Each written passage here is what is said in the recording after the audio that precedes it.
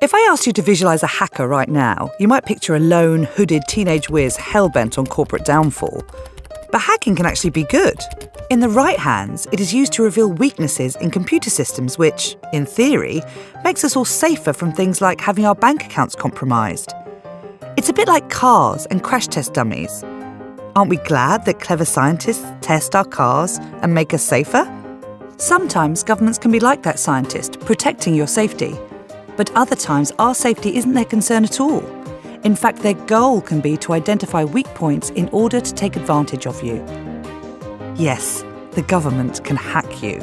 Well, assuming you own a computer, phone, tablet, or any other device that connects to the internet.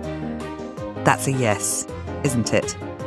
And it is not necessarily to make your tech better and safer. The government often hacks to deliberately undermine the security of devices and networks in order to find out about you. Once a device is hacked, a government can do any number of things. If they hack your smartphone, for example, they can gain access to all your emails, texts, photos, browsing data, contacts. And it gets worse. Your government can literally take control of your device, switching on mics and cameras without you knowing it. It can log every keystroke and track every online search and password entry. Very worryingly, by hacking a device, a government can even delete, alter or place content on that device.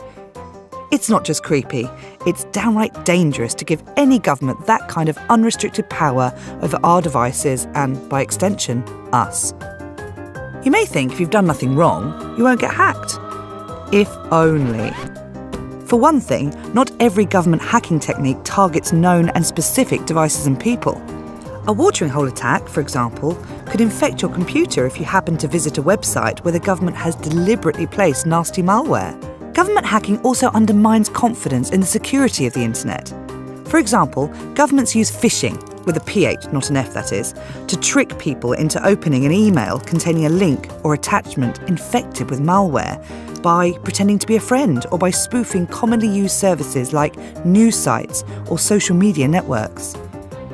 A security vulnerability used by one government agency could also be exploited by other governments and even criminals. Moreover, because millions of people use the same hardware and software, that vulnerability can be used to access many other people's devices.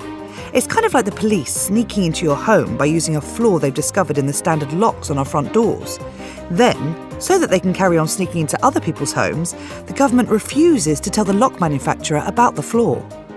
Some governments also try to compel companies, whose products and services millions may use, to assist them in their hacking, for example by weakening core security protections. Isn't the government meant to protect us, rather than making us all less safe? Government hacking can undermine security right across the internet.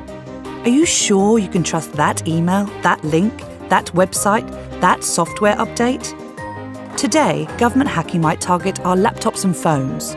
Tomorrow, it could be our cars, baby monitors, refrigerators, and any of the growing number of devices that connect to the internet. This is why Privacy International is bringing attention to government hacking. We are pushing governments to focus on increasing the security of the internet instead of threatening it.